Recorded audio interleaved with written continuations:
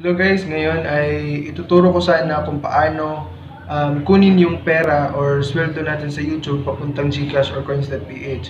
So since tatong beses na siyang nag-error, wala akong magagawa kundi kunin yung pera or sweldo doon sa Western Union outlet.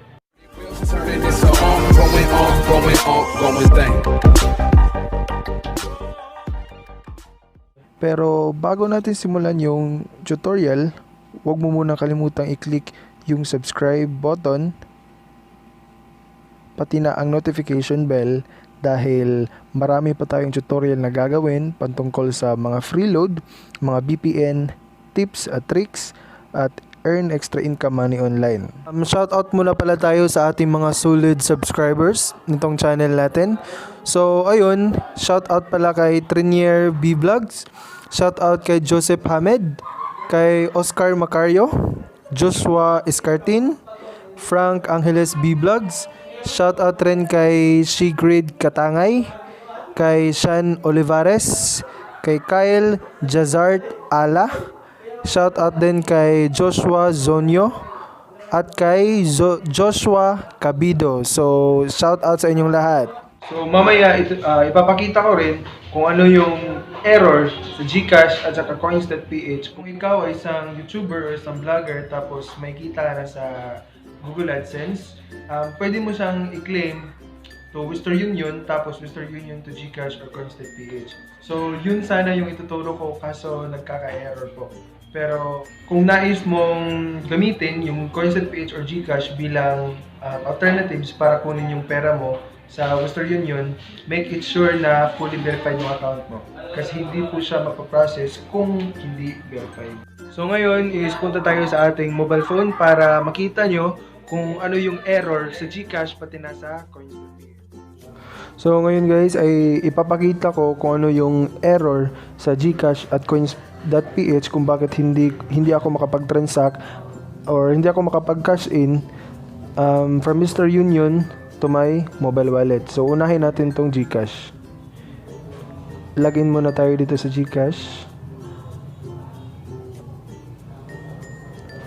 Tininput natin yung PIN.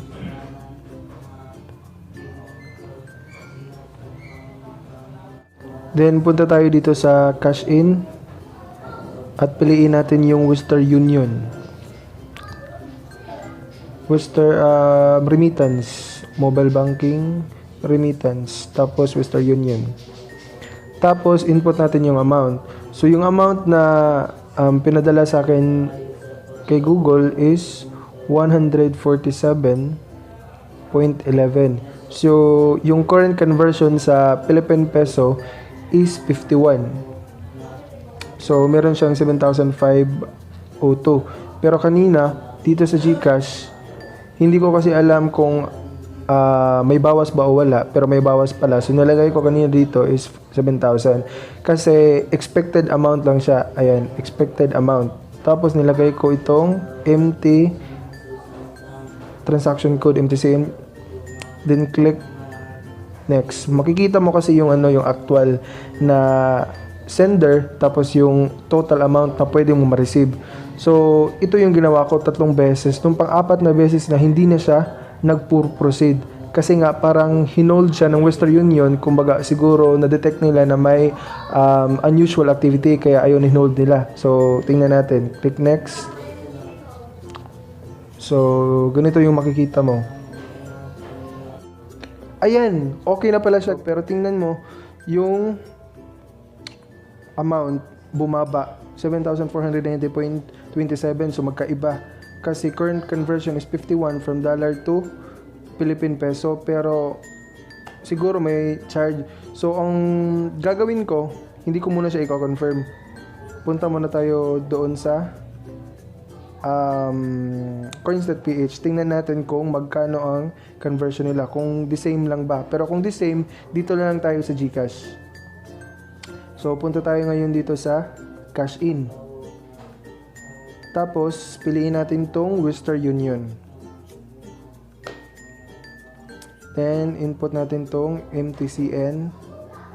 Then expected amount 7,000. Tingnan natin yung information kung the same ba. So this MTCN is currently on hold. Please try again in 10 minutes. Hindi, ayun guys, naka-hold na ulit. Grabe. Balik tayo doon sa GCash. Tingnan natin kung sino yung may problema. Then cash in,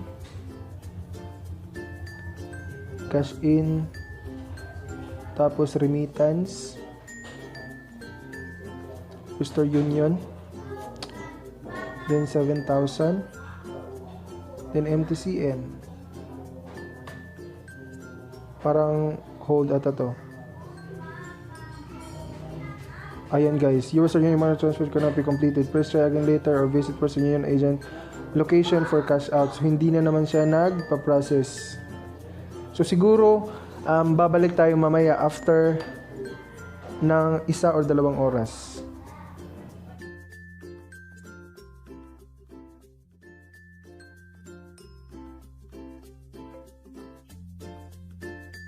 Ngayon guys, pupunta kami sa Western Union para kunin natin yung sweldo natin sa YouTube. Narito na po tayo ngayon sa Western Union at pasok na po tayo guys.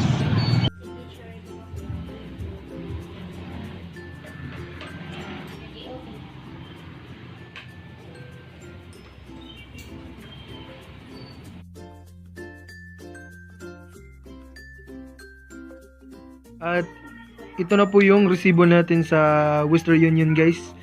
At makikita nyo, di ba kanina 147 pero ngayon ay naging 146.67. So ang conversion niya sa Pilipinas, ang conversion rate niya ngayon is 51 pero sa kanila is 50. No, 50 pesos. So instead na 7,500 plus yung matatanggap natin, ang total na receive ko is 7,467.80. So dito sa likod makikita natin yung sender natin galing sa Google Asia Pacific Pte Ltd. So ayan. So origin country sa Singapore siya na process. Then ano pa ba? May bawas documentary stamp. So ayun guys, kita niyo 147.11 yung original na pinadala sa akin, pero dito naging 146.67 dollars na lang siya. At narito pala yung pera natin guys. So bilangan natin kung tama ba itong 7,467.80. So 1,000, 2,000, 3,000, 4,000,